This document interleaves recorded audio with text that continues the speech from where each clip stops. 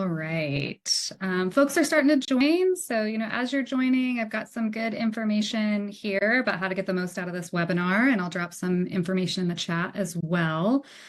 We do have a Slack community here at Polly that you can join and kind of get to, stay in touch with us in an internal comms community if you choose. And I will drop that link here in just a second. But we're also going to be hosting a live Q&A at the end of this session. So you can scan that QR code or you can join from the link that I'm also dropping in the chat as well here momentarily. So this first link is to join our Slack community.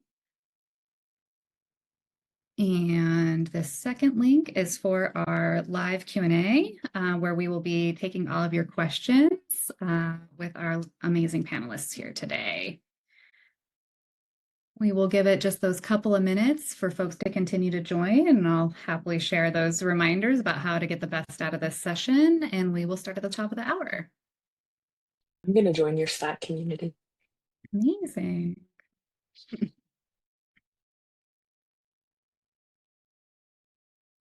Yeah, so now you all know Carolyn will be in our Slack community and internal comms. Same as Bilal, same as myself, will be there to answer questions, after this session. So feel free to join us. And those links are in the chat to join those communities, as well as to join our Q&A. You can scan the QR code here on the screen to join the live Q&A session that we'll be hosting at the end, or use that link to participate as well. You can submit your questions now or throughout this roundtable, and we will get to those at the end. All right, so with that, I think we're almost there, just a couple of seconds, and we're going to get some introductions started. All right, well, welcome to the Polly Host Roundtable. We have wonderful guests today on our panel, and we are talking all things kind of AI in internal comms, the good, the bad, how we can be efficient with it and keeping human and avoiding some of that, tone of robot to robot chatter in internal communications. So with us today, we have Bilal Ajazi, co-founder and CEO here at Polly, and we have Carolyn Clark, who is an expert in all things internal comms, ex-Simpler, and consultant at Ever After Communications. I'd love to hand it over for personal introductions, and we'll start it off with you, Carolyn. Awesome. Thank you so much for having me. Hey, everybody. An expert in internal comms. I guess that is maybe what I am. Definitely been in that space for my whole career. I ran internal comms at a lot of big companies like Yahoo and GoDaddy and places like that, and just hoping to have a really honest, meaningful conversation with you all today. And as Barbara said, I am at Simpler, and you can find me on LinkedIn, so would love to get connected with you all. Thanks for having me, Barbara. Awesome. And yeah, I'm Bilal Ajazi, co-founder and CEO here at Polly. Started my career as a software engineer and was at Microsoft before joining a couple of startups as employee, and then founding, eventually became Polly. And yeah, obviously running a team here at Polly, as well as having worked in several large organizations. I also think from an AI perspective, some of the takeaways from what's happening in the world of development is really, really pertinent and interesting, because it tends to be an early adopter of AI. And I think it's really interesting to see how that also applies to other disciplines like comms. Wonderful. Well, then let's get into it. So where we're at in internal comms, let me bring up, my panel notes here. We'd love to start off with kind of the why. Why are we hosting? So, here at Polly, we meet with a lot of folks regularly about, how they're structuring their internal communications programs, their operations programs, their HR programs, and we're hearing a lot and often kind of, how do we navigate this challenge of, dealing with really important high stakes internal comms, as well as some of these lighter moments in really busy digital channels. And now we've also introduced AI into the workflow, and, just how do we do this well? And so I'd love to kick it off with you, Carolyn, in your experience leading internal comms teams, initiatives, building these things out, and now the introduction of, AI and all of this. What engagement challenges feel the most urgent right now, especially as you are adopting AI in your workflows? Yeah, I love that question. I mean, I think inevitably where I go right now in this moment is around there's so much noise in the system. There's so much noise in the personal system, and then there's so much noise in the work system. And AI is only contributing to that. And I think that is where, as communicators, many of us are having to kind of take a step back and think like, okay, more content doesn't equal more context. More content doesn't equal better experience. More content doesn't equal better engagement. And and I think it can be, I think the world is telling us it can. And I think we're all having to kind of come back to ourselves and say, hold on a second. The principles that we hold true in internal comms of clarity, context, humanity, empathy, all of these things, don't lose those in the the intoxicating nature of AI. So that's kind of where I am now, which is like reminding myself more doesn't always equal better. And I think with AI, it's everything. So it's really giving everybody a leg up with more. I think we need to be critical about it a little bit more. Absolutely. Yeah. I mean, I I always really like this analogy that Steve Jobs used once upon a time for computers, which is computers should be a bicycle for the mind. And I Mm, love that because bicycles are powered by your own two legs. And it isn't like a car or an airplane where there's some external factor coming in.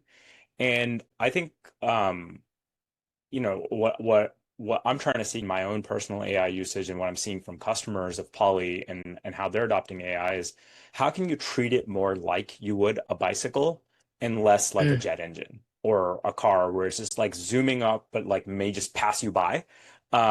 Instead, you want to use the authenticity, the core empathy and humanity that people have, and then use that to extend your reach to go further than you could go before, to be able to do more and extend that communication out. But that bicycle for the mind analogy is like how I constantly reframe AI when I'm thinking about how to use it both for myself and for our customers.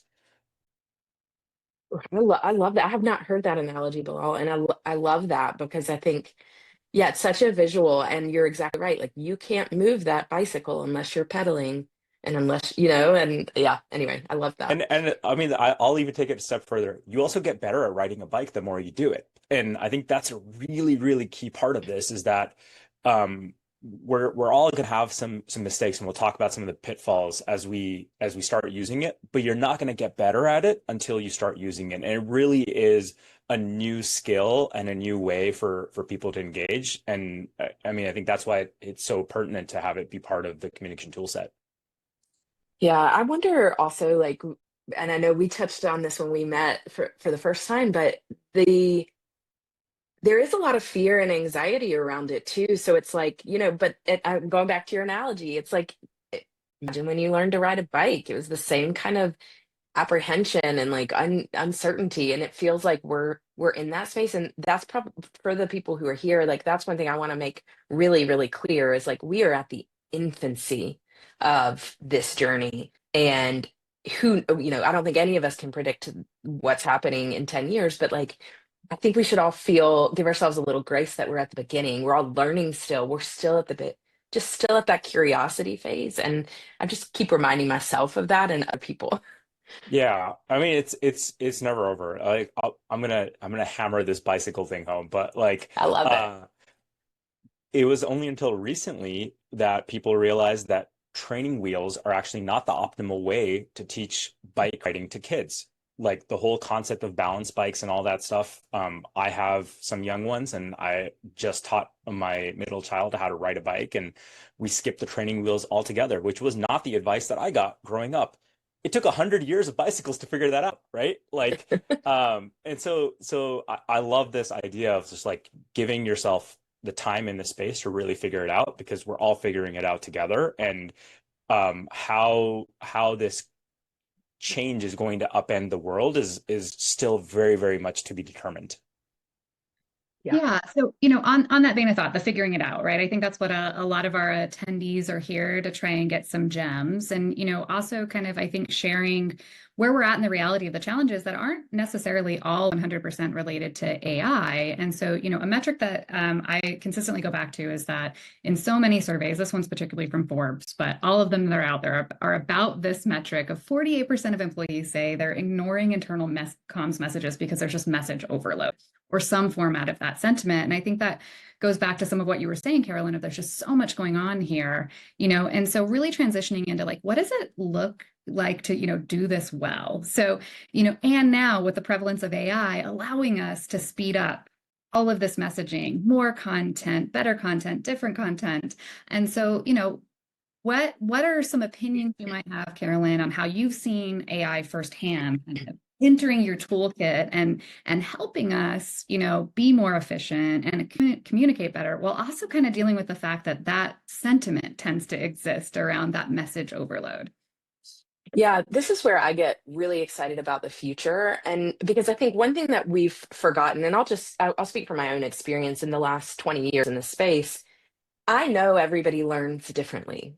I know everybody has different calendars. I know that everybody has a different capacity to consume, but I haven't had the tools in the past to necessarily be able to think of, if Barbara is an auditory learner and Bilal is a visual learner, being able to deliver things to them and the way that they consume. So I'm not surprised that 48% of people are overloaded, because most of what we're communicating is not taking into consideration the capacity that the employee has at that time to consume. And so this is where one, think about a team where you might have had a team of 10. When I was leading comms at GoDaddy, I had 12 people on my team. I mean, it was a luxury, let me be very clear. But everybody had the capability to really personalize, really target, really create multiple assets from one thing. Now we have so much smaller teams, right? Because budgets are reducing for headcount, that there was a period of time, particularly right after the, COVID. I realize COVID is still around, but after the kind of crisis of COVID in the beginning, people didn't have the capability of creating all of these things. Where we're headed with the future, and where I get excited, is I now can remember what my best skills are. Brevity is one of my best skills. Visuals are one of my skills. Long form is not. I can use AI tools to fill in those gaps for my employees. And the best tools in the world, and I know Polly's thinking about this, Simpler's thinking about this, are going to be making this automated. They're going to be thinking about these things, taking in those considerations of capacity. And I just don't know that until the AI piece made it possible, I'm not sure everybody was thinking about capacity to consume. And that's just something that's very top of mind for me often. Yeah, I mean, just building on that, I think one of the things that I find AIs to be very good at is simulating. And what I mean by that is, like, when you're putting out a message, you actually don't understand how it's going to be received, right? How Mm-hmm. it's going to be received by my team offshore, how it's going to be received by my team onshore, by my engineers who maybe are less likely to engage with my content traditionally. And one of the things that we've seen repeatedly in AI use from expert practitioners, and OpenAI and Anthropic and others have published guides on this, is that if you give a persona to the prompt up front, it really helps you hone in on where in that general purpose of knowledge that this AI's got. How does it actually think about it? So, like, imagine you are an engineer on my offshore team. How would you feel if you read this message? How could I make this message work more for you? That kind of simulation can really help you hone that messaging for problem target areas. Or if you're, like, doing a message that's split across multiple time zones, you can actually get a sense of how that's going to go over in ways that are really, really difficult for people. And I know great communicators do this incredibly well internally, like, no doubt about that. But use the bicycle. Yeah, well, and my gosh, Bilal, like, we all have bias, right? Like, I think that's, like, no matter how much training we do, every communicator has their own bias. And so I love your idea. I have these fake focus groups that I've set up, that I return to regularly and say, like, hey, if you're in this group, how would you feel about this? And I think that it automatically checks that bias there. The other thing, like a little pro tip that I do, is I have built all of my agents, my personal agents that I use, to be like, to push back, to be critical. So I'm like, don't tell me what I want to hear. Don't tell me just what I'm like, poke holes in what I give you, and I'm going to poke holes in what you give me. And I think that just gets you faster to clarity, which is one of the biggest goals that people have. Yeah, I mean, I'll take another like just practical tip that I love when it comes to using AI is treat AI as a sparring partner or a thought partner Mm, for what you're doing.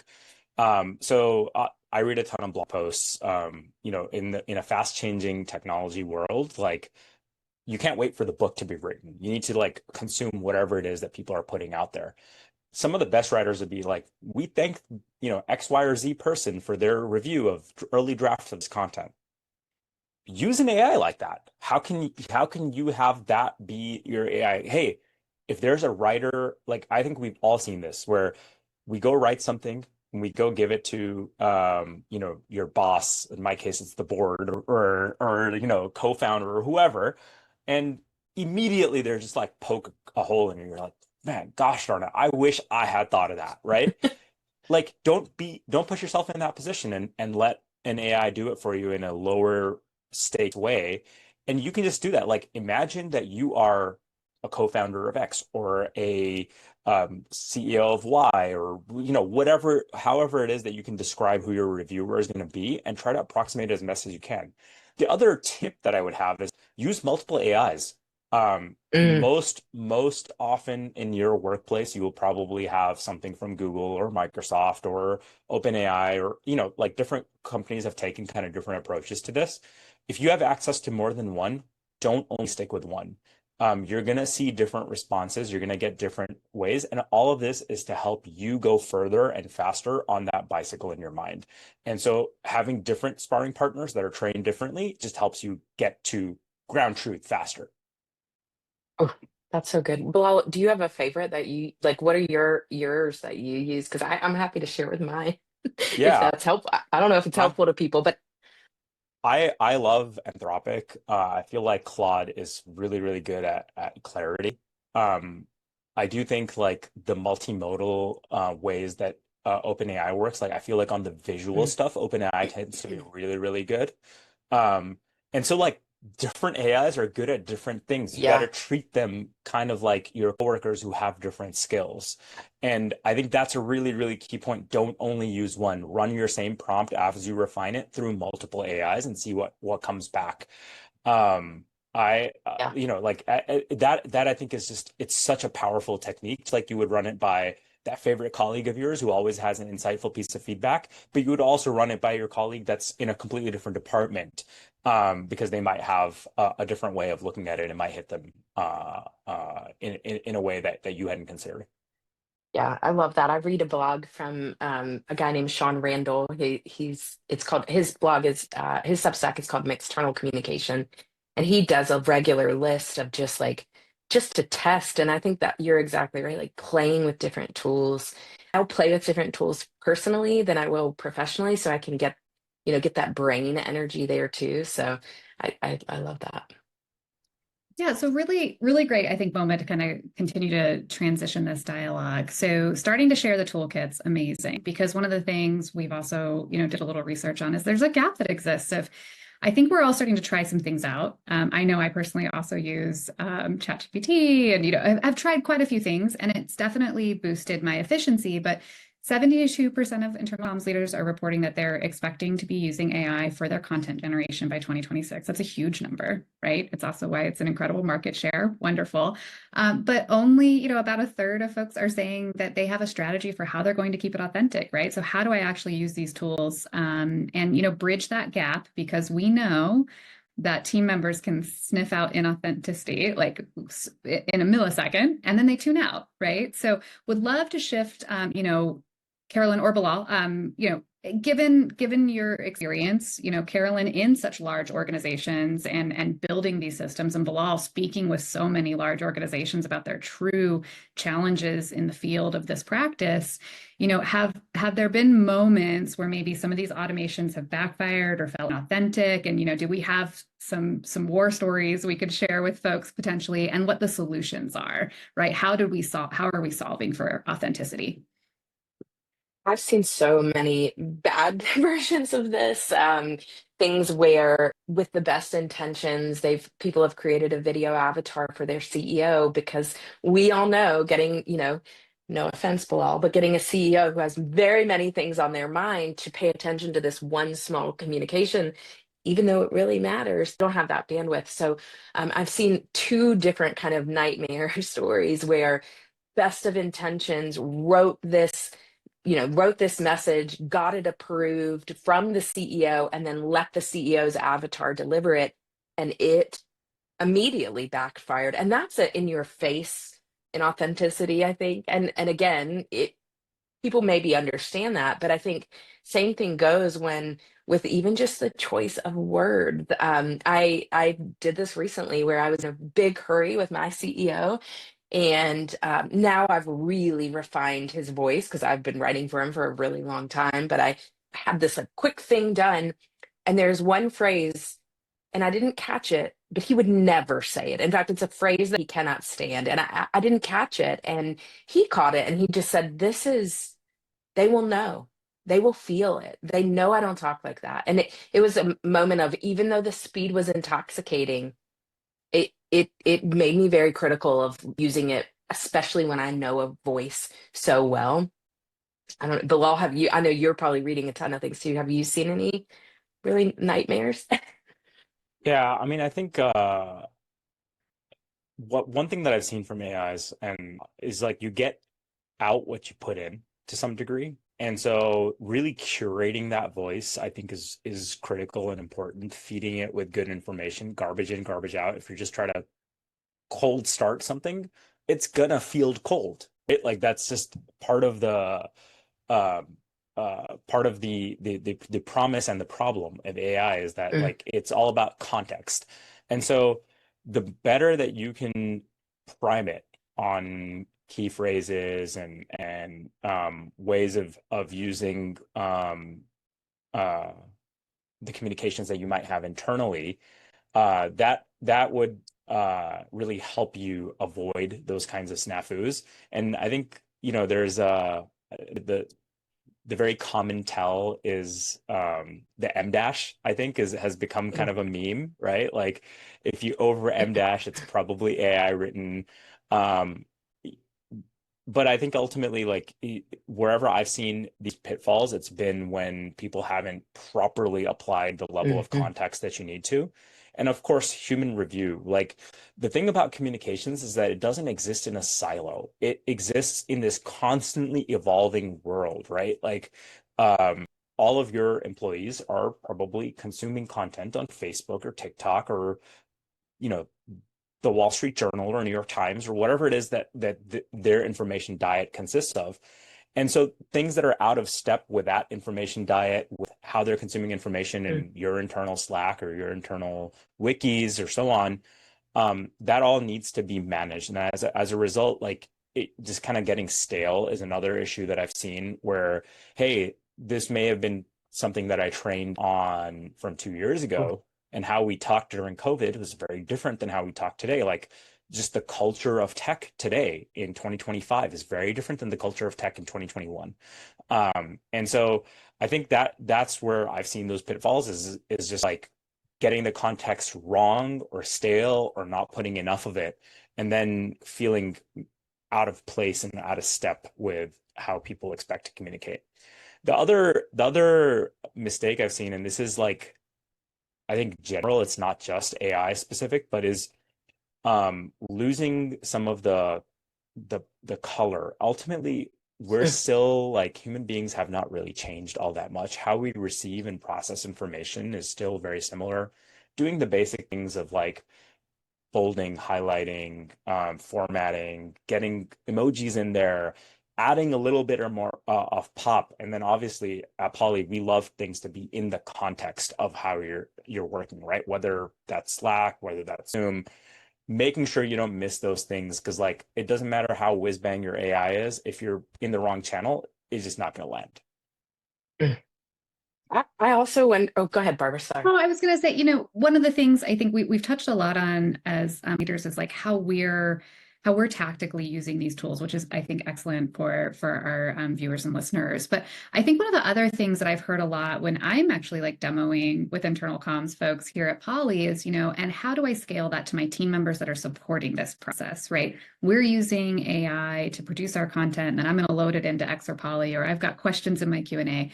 So I would love to touch on how, Carolyn, how you're possibly approaching, unleashing the power of AI for your teams, but doing some of that quality assurance work, that this still feels authentic so that you can continue to scale. Yeah, one thing, I have a very small team, the smallest team I've been a part of, but we have just some, like when we first started, we've been using AI for, probably a good 18 to 24 months now. So it's so ingrained in our process. But when we first started, my colleague and I came together and just said, like, we essentially built our standards. There are the broader standards, right? Like that you can on ethics and all of this, but we built like communication standards for ourselves. So things like M dash, things like using certain words. We also trained it with a lot of past materials so that it would get it right. I do think though that check that I always say like I'm the protector of meaning. I feel like that's like I have that on my shoulders. Like it is my job to protect whatever the meaning is and be the clarity, right, for whatever the communication is. And I don't know yet how you do that without reading it, right, without consuming it, without questioning what you get. And so we sort of have like a back and forth where I don't anybody can use AI to begin with. They should figure out their gaps and use it. But then certainly we just have a check system where we're looking, where we're looking at the materials, where we're questioning certain words. And Bilal, you said this at the beginning, like humans haven't changed. No doubt, every single time somebody gets something from a company they work for, they have like these four questions that go through their head, and they can't think of anything else until they've thought of that. Is this affecting my job? Is this going to affect my boss? Is this going to affect my life? Does this affect my pay? It doesn't matter what the topic is. There's so much research out there that says that's where we go as humans, knowing that. And then, so we have a checklist that we kind of go through every time we use AI, and anytime before we put something out, we just check it ourselves. We go through our own checklists. And I think anybody can and should develop that. Bespoke for your organization or your leader or your division, whoever you're communicating for. And also, I think one other thing that I do with my team and lots of others is I insist on learning and development outside of comms. So, for example, I want my team members going and to AI webinars. I love that they come to webinars that are for comms people, but go to the AI webinars for marketers, go to the AI webinars for project managers, because so much of that work we as comms people do, and all people we support are in all those other functions. And so I think really being broad about your learning and not just thinking about how do I use it for comms, but how do I take everything everybody else is learning about AI and apply it with the comms lens. And so that's another big one that my team does pretty regularly. Yeah, I mean, I think great communications always comes from a value-based system, and so just kind of going back to that old comm style word of like communicating with your values, use that as context that you can load into whatever it is that you're using.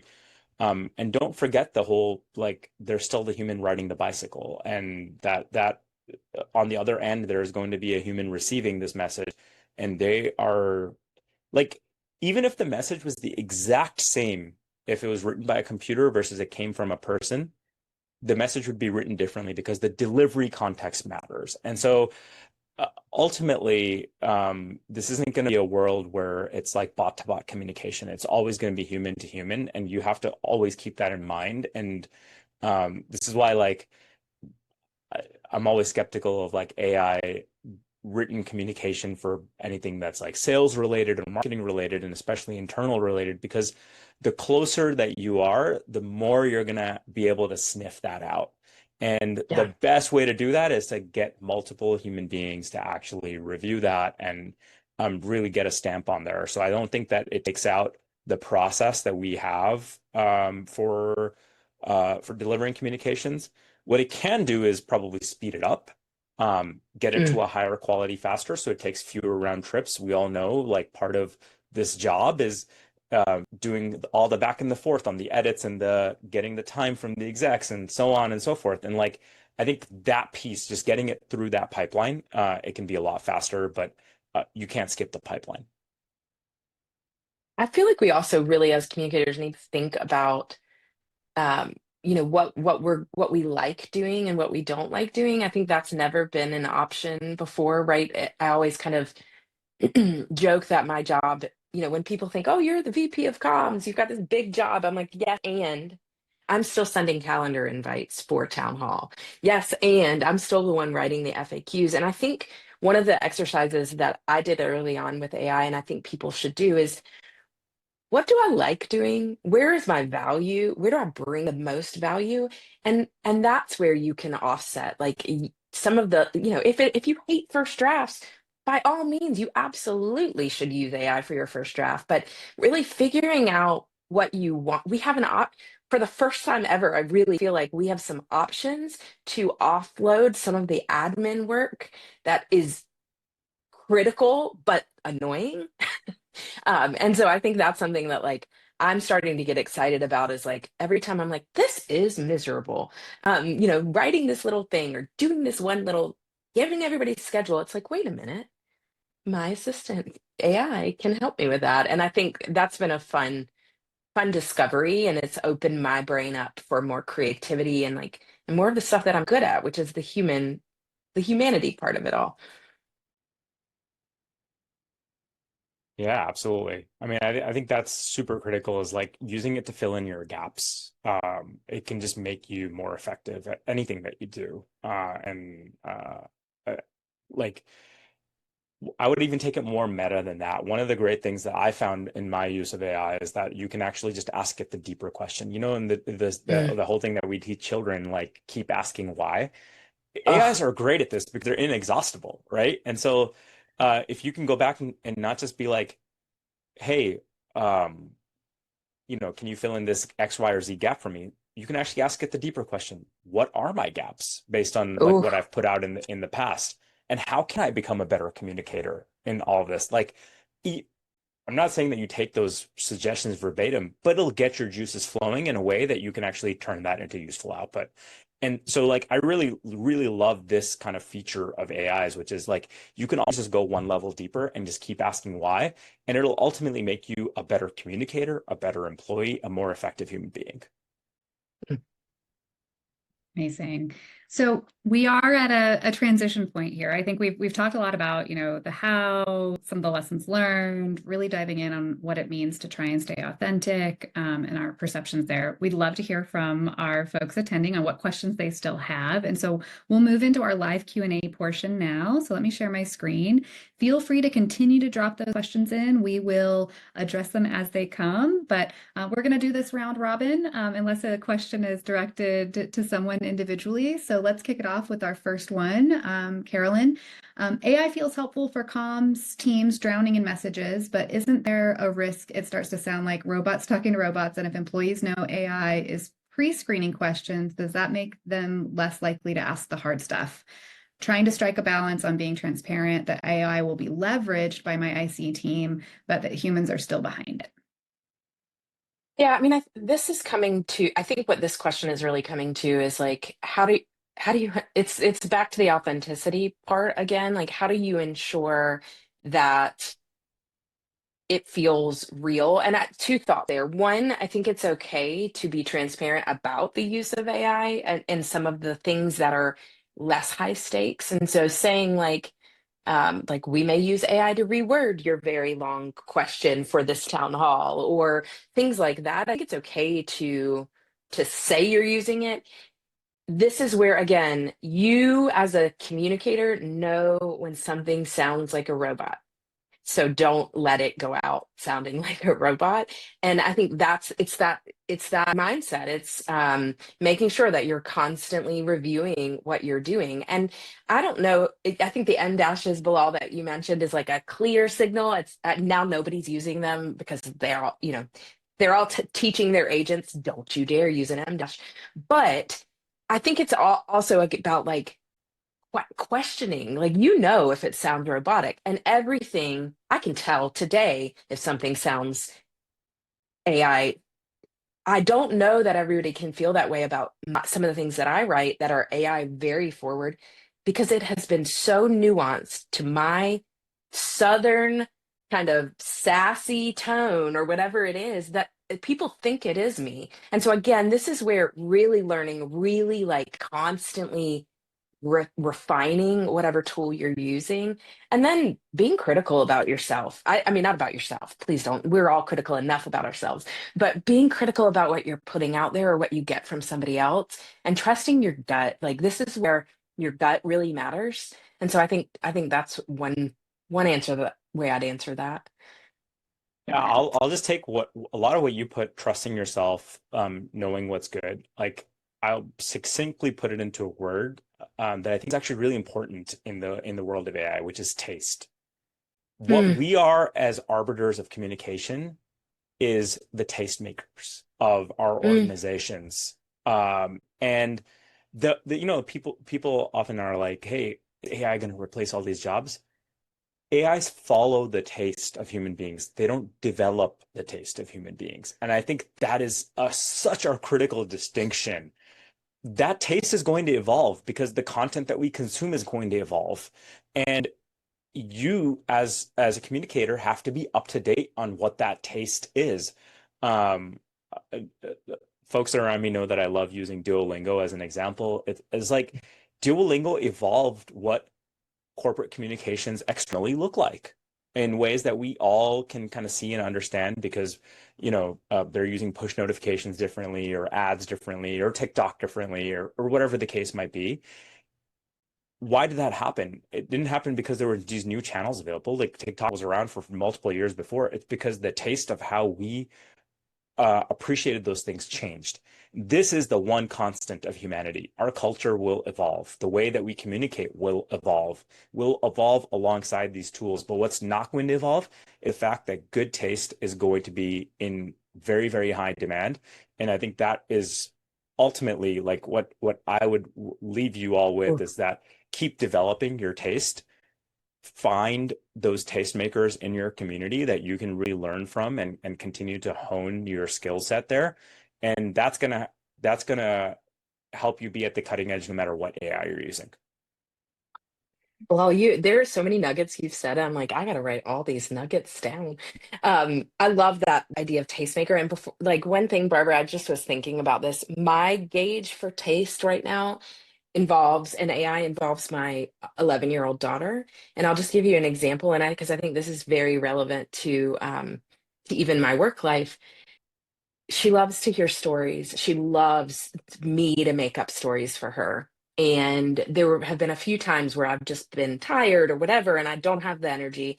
So I've gone to AI and I've said, oh, develop a story about fairies, garden fairies, or whatever it is.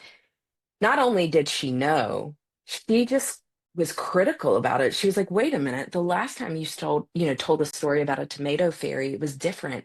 And that really stuck with me. So then I tried an experiment with her. I told her a story, and then I tried to create visuals. I used AI to create visuals for that story. Went over so well. Again, because I'm not an artist, I can't draw that visual. She needed that visual, but she knew my voice. I knew her taste, so I cater every story to her, right? It was just a beautiful example of what I think you're talking about, which is like, people know when something is authentic or not. I mean, they really are going to know. And because it is their preference and the preferences are changing, I think we have no idea how the individual taste will change. But I can tell you the value in originality, like I always say, authenticity is the currency. Like, you're going to know if something was hand painted or not. You will know that. You will see the brush strokes, you will feel them. And I think coming back to that like, again, our taste is going to change, but I bet we still know what's real and not. And yeah, anyway. Okay. Love that. All right, so moving to another one. Thanks for voting in the channel as well. How do you see AI evolving the IC channel strategy, the way people search for and utilize information in a new world of AI-generated summaries?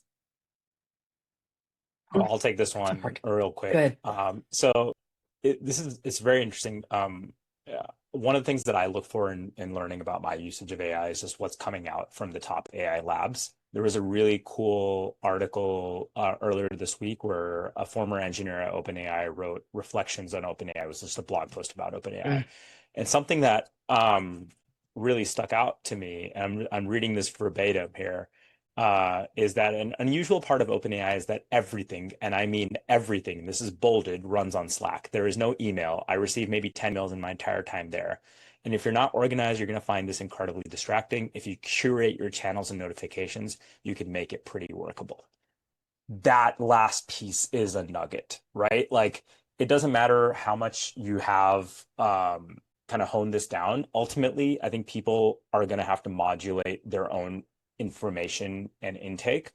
And so, like, how does this evolve channel strategy?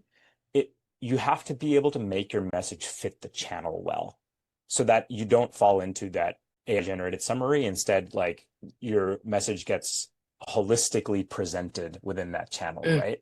And so, like, I'll just Apple has like their built-in notifications. If you're like longer than 3 sentences, it'll get summarized, and that summary can sometimes be really off. So how can you be succinct enough if you know that push notifications are the channel you're using, or Slack is the channel you're using, or email is the channel you're using, to match that channel? And this is where I want to bring back another point that Carolyn mentioned at the beginning here, which is you can actually now much more easily make your content multimodal. And so you can go do an AI and be like, hey, this is my long form thing. Can you help me make this like Slack specific? Or like, I'll just throw it out there, like WhatsApp specific. And that, like, even though they're both messaging platforms, they're very different messaging platforms. Make it specific to our Gmail or to our SharePoint, Confluence, Simpler, whatever it is that you're using for your documentation. They're going to be different. The way that AIs will generate summaries will be different, and the way that you kind of manage your signal to noise ratio is going to be different. And if you keep that in mind as you're pushing that communication out there, I think you have a much better shot of getting through to your target audience. Yeah, the other part of this question, that search question, I think is really important, in that, like, the way there's only been a few periods of time in history in modern technology where searching has changed. And so if you think back, so my early days, my job was at Yahoo. And so obviously search was the core of what Yahoo was built on. I ran a program back then called Search Trends, and this is like the early 2000s, really. And the way people searched, and we're all remember it, was very different than it is now, right? It's one word thing versus multiple moments, right, or multiple pieces of context. Certainly it changed in the mid 2000s about with questions. You would start to see in all of the trends, instead of it saying like just Britney Spears, it would say, why did Britney Spears shave her head, for example? And the way that we ask questions is changing.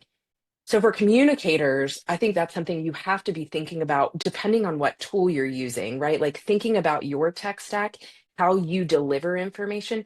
You have to also think about how they're going to find that information, especially as the push factors start to go away. And what I mean there is, like, so many of us in comms, we write a message and then we put it everywhere, right? That's like every single channel, maybe a little different, I would hope, but you're putting it out there. I do think that's going to change as employees start to start to say how they want things delivered, when they want delivered. And so I think you have to start thinking about some of that technical stuff, even as a communicator, so that exactly what you're talking about too, Bilal, like, your summaries, like, you not only can you not trust it to just generate the summary, but you need to think about how your employees are evolving and what they're looking for, what they're asking. And that is something I think that is really unique to a communicator, because you sit across an whole organization and you have access to how people do things differently. And you can tweak your channels based on that so that information can be found faster or so that information can just be more relevant. Yeah, I'll just say one last point here, because you brought up search. Search engine optimization was a thing and a real strategy for a really long time. What does that teach you? It means that all of these systems have specific inputs and outputs that can be tweaked to get them exactly right. Information diets are exactly the same way. The way people search, the way people respond, it can be and should be optimized. That is not something that's external to our jobs. That's part of our jobs as communicators. All right, next up, we have one specifically for Carolyn. Yeah, cool. Love to hear your favorite AI tools as well. I think Bilal did a deep dive, but we'd love to hear some tactical items from you. Yeah. Um, okay, I'll get through my list. Obviously, ChatGPT is probably my normal, my regular. I love Claude. I use them very differently. And so I know, it just depends either what mood I'm in, which is kind of funny, or whatever the topic is. So Claude and ChatGPT are probably my most common. I really like Notebook LLM. If you're not using that, I'm a auditory learner. And so when I need to consume 10 articles and I have not a lot of time, right? I will use Notebook LLM to create a podcast that I can just listen to. It's the easiest thing, and I love that. I use Canva. Most of us in communications, Canva pretty obsessively. Their AI capabilities are really growing fast, and I'm excited about them. So I've been using that. I also have been, one of my jobs at Simpler beyond just comms is I get to work with our product team to develop new products. And I don't know if you're familiar with Lovable. It's where you can create prototypes. So one of the things that I've been doing, one, I've been creating real prototypes just to test, and I love doing that. The other thing I've been doing is using Lovable to illustrate the type of tools I want to build. So like even if it's just an initial idea, I'll use it for that. Um, so those are my main ones. But I mean, honestly, I have probably tried hundreds, and I will continue to. And then some just stick with you, and they work better. And it's exciting. That's exciting to me. I love trying new ones just to see what's going to happen, especially visuals. Okay. All right, next up, we'll punt this one over to Bilal. AI feels helpful for comms teams drowning in messages, but oh, sorry, we already answered that one. Apologies, We guys. did it. All right, do you see AI agents replacing intranets, shaping the company and all its channels to provide a single source of information or news? Carolyn, I'm gonna let you go on that one. Ooh, this is a good that That's it is not a spicy. it's not a simpler webinar. So I work for an internet company, everybody, but I absolutely see the traditional internet very quickly changing. Now, you always have to have that source for your knowledge. So there is always going to be an admin and a back end. And that's what I think your traditional today internet becomes. But without a doubt, I think the future internet is you're landing on a bot and you are first, it knows you, it knows everything about you. It is saying, hey, you've got this thing you have to read, it's a must read. Hey, your boss wants you to read this thing, and you're using it for everything. What are the vacations, when, you know all of the workflows. So we are, I believe, going to see a mass consolidation of any workflow, any technology that employees use, because already the way people are not browsing. You can see the gap between browsers and chatters. And I don't even think that's an official term. That's just the way I put it. But like the people like me who have been using AI for 2 years now, it's the only way I can kind of think now. When I go to a traditional intranet, uh, it's missing, they're all missing the capability because it's so new. Oh, don't tell my boss. I said that, although he knows too, and that's why we're building new things. But what do you think, Bilal? It is spicy. Yeah, I actually think this is where I look at the world of coding and how that kind of came in. So Mm. Intranets, and if you'll allow me this analogy, intranets are kind of like code bases, right? Like they're like you put a structured document together. It's meant to be written once and read many times, and you know have version control on it and dates and like you know making sure that this is important and like there's so like that is how coding traditionally has worked. And now you're absolutely starting to see people change their development environment to just be a chat first interface with that backend still being managed by code. At the end of the day, you still manipulate the same code. You're just Yeah. doing it faster and easier by navigating through the chat UI. And so I don't think I replace intranets. I think evolves it evolves knowledge sharing and information sharing. And I think if you think of intranet as a web page that you browse an article on, yeah, that's going to change. But if you think about internet as how I get my company's knowledge, then that's always going to be there. Yeah. You always have to have that source of truth. Coding, intranets, all of that. All right. I think this one will go to you, Bilal. Are you planning anything AI for Polly for comms teams? We use Q&A. Would love to see more support there.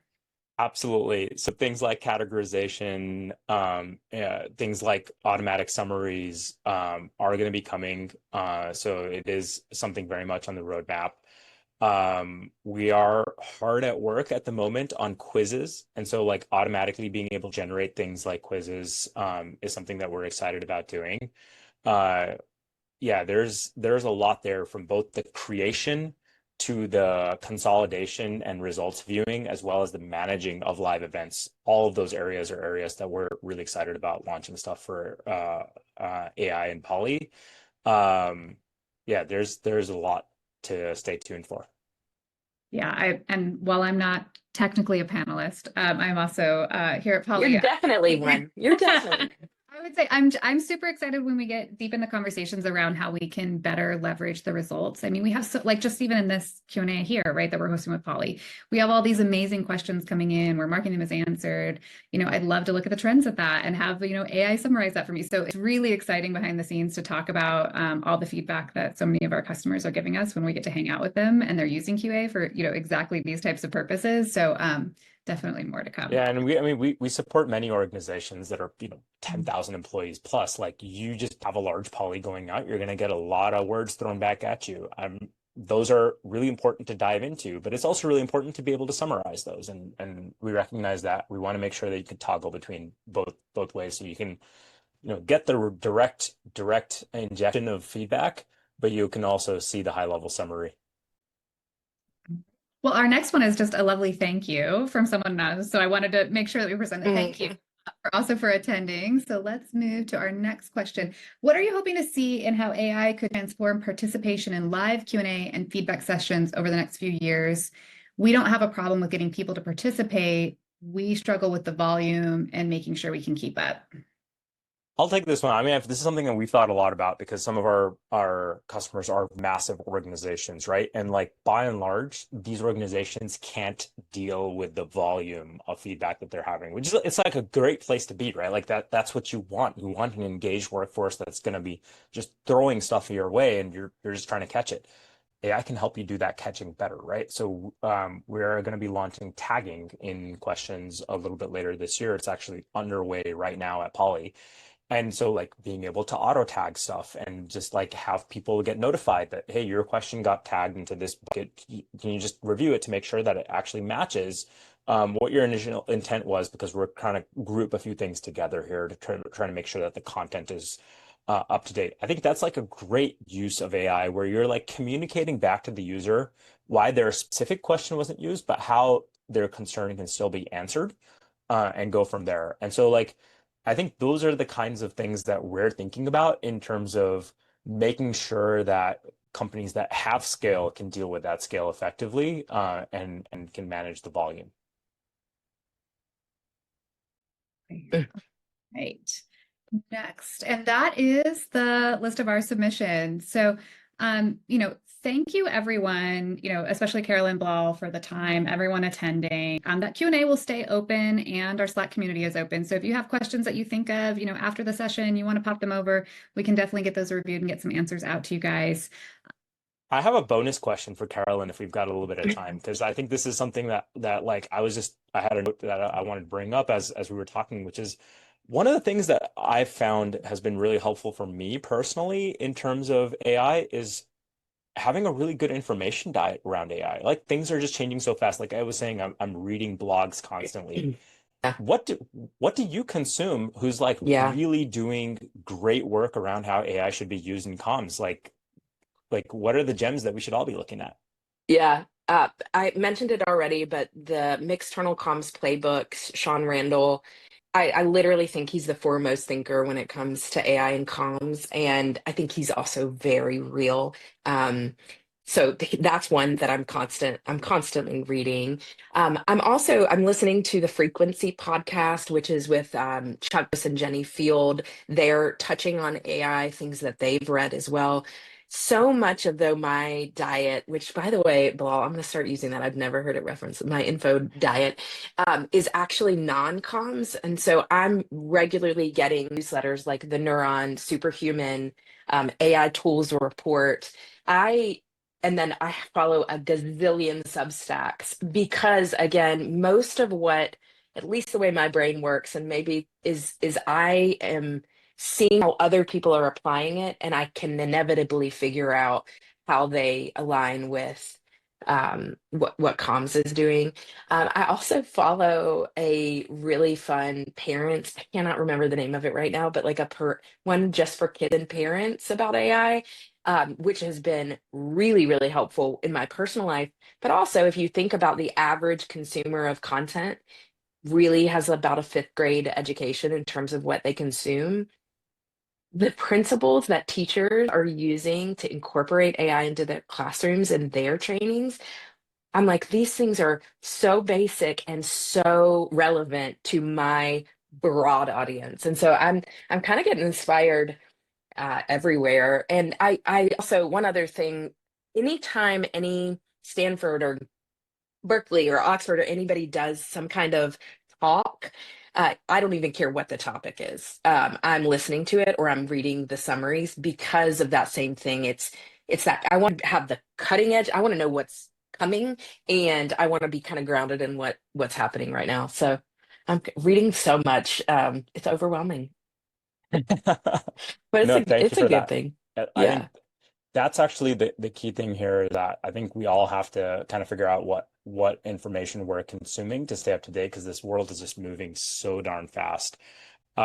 If there was like one email that you're just like, every time I see this person's name in my inbox, I'm absolutely going to read it. Who's that person? That's Sean Randall for me. That's Mixternal Comms playbook. Okay, I awesome. don't, and it's not just for AI. It's just for comms overall. Anything there. Yeah, That's my number That one is for sure. awesome. Thank you. I mean, if you just Yeah, took that away, I think it is going to help you bootstrap your AI journey, but hopefully you'll learn a lot more.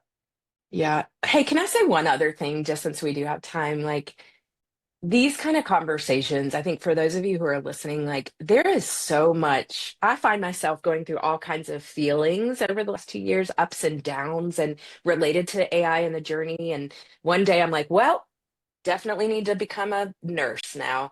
Or, and then there are days that I'm so inspired by how I can better do my job. I just want to normalize that. I think that, again, we're in the baby stages of AI, and I just feel like cut yourself some breaks. Like nobody knows. Nobody is doing this perfectly. And if they say they are, then they're already behind. So don't, just trust yourself and don't get overwhelmed, like pace yourself, just all those kind of things that I would tell my kid. I want to tell y'all because I feel that way. And I'm reminding myself of that when I get spun up about so many different things. So Absolutely. No, I Amazing. really appreciate that. I think that's a reminder that we all need to hear. It is like take it slow and figure out what works, and over time, everything's gonna be fine. yeah. Yeah, I think wonderful note to kind of start to do a little bit of a wrap up on, again, special thank you, Carolyn, for sharing your perspective today. these are the conversations we need to have to figure out what's next, right? And support each other in the community. Hope to have you on again. In terms of next steps for folks that are attending, like I said, join our Slack community. That Q&A is still open. Send us your questions. We're here for you. At Polly, we're thinking a lot about how we do this right for our internal comms customers, as well as all of our HR and ops team members that wear that hat. And so Bilal is also at your disposal to kind of talk shop and help you think about your workflows. But we will send out a recap. We'll send out the recording. And, thanks everyone so much for joining. Thank you so much, Carolyn, for Thank you for joining us having here me. as well. Yeah. Love y'all. Thank you for having me. Big fan. Okay. Take care.